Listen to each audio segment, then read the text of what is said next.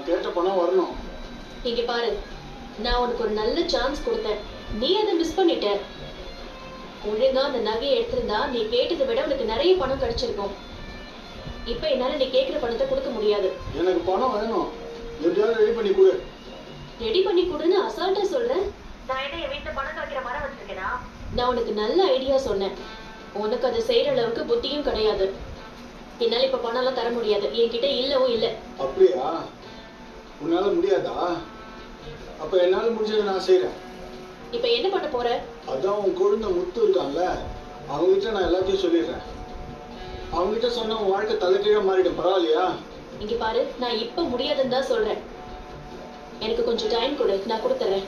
Time எல்லாம் கொடுக்க முடியாது, எனக்கு அவசரமா தேவைப்படுது. ஹாஸ்பிட்டல் செலவு வேற இருக்கு.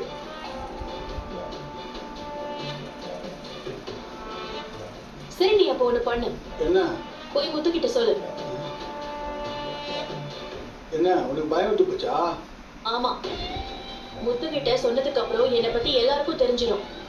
என் சீக்ரெட் உனக்கு மட்டும் தெரியற வரைக்கும் தான் நான் பயப்படணும்.